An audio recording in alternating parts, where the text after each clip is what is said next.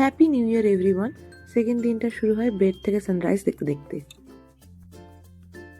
দেন আমরা রেডি হয়ে চলে গেছিলাম একটু ব্রেকফাস্টের জন্য। সামনেই ছিল একটা বাঙালি রেস্টুরেন্ট, সেখানে গিয়ে আমরা অর্ডার দিলাম হিঙের কচুরি আর ডাল। ব্রেকফাস্ট করার পর আমরা একটা টোটো বুক করে নিয়েছিলাম উদয়পুর যাওয়ার জন্য। এই দিনটা আমরা রেখেইছিলাম যে সকালটা উদয়পুরে কাটাবো। একা যাও কি 5 জন, টোটো ভাড়া পড়ে 100 টাকা। রোদের থেকে বাঁচার জন্য এরকম সুন্দর কাপড়ের শেড করা আছে। জল অনেক দূরে ছিল, তাই আমরা হাঁটতে হাঁটতে চলে গেলাম সি বিচের দিকে। সেখানে গিয়ে আমার বড় হঠাৎ ইচ্ছে হয়েছে সেই ঝিনুক কুড়াবে। সেই ঝিনুক খুঁজতে ব্যস্ত হয়ে পড়ে। বেশিরভাগ ভাঙা ঝিনুকেই সি বিচটা ভর্তি ছিল, তবু একটা খুঁজে পেয়েছিল। সেরকম করতে করতে প্রায় 5-6টা ঝিনুক কুড়িয়ে পায়। সকালে যে ঠান্ডাটা আমাদের লেগেছিল, 10:30টার পর থেকে সেই ঠান্ডাটার আমরা অনুভবই করি না। আমরা সি বিচ ধরে হাঁটতে থাকি। হাঁটতে হাঁটতে হঠাৎ চোখে পড়ে সি বিচে একটা মরা জেলিফিশ পড়ে আছে।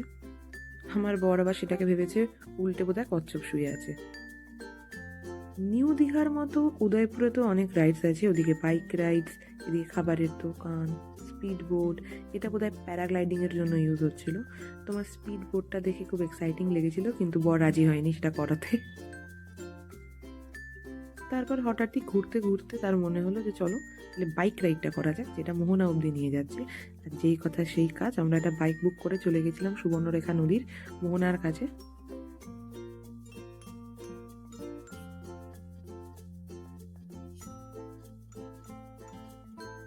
বাইকে আমরা ভীষণই মজা করেছি, আর সেই ভিউটাও ভীষণ ভালো লাগছিল। যারা আমাদের বাইক দিয়েছিল, ছেলেটা ভীষণ সুইট ছিল। ও বলছিল দাও আমরা ভিডিও করে দিচ্ছি তোমাদের, তোমরা বাইক চালাও। তো ওরা আমাদের ক্যামেরা নিয়ে ওরাই ভিডিও করে দিয়েছিল। এটা আমরা পৌঁছে গেছিলাম সুবর্ণরেখা নদীর মোহনাতে।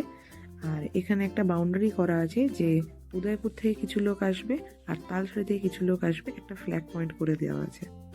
আমরা কিছুক্ষণ সেখানে ফটোস ক্লিক করে কিছু ভিডিওস বানিয়ে তারপর আমরা আবার চলে আসি উদয়পুরেতে বাইক করে। আর উদয়পুর গিয়ে কাঁকড়া খাবো না এটা তো হতেই পারে না। তো ওখানে একটা মৃত্যুঞ্জয় খ্যাপা বলে দোকান ছিল, সেই দোকান থেকে আমরা কাঁকড়া আর কিছু চিংড়ি মাছ অর্ডার করে নিই।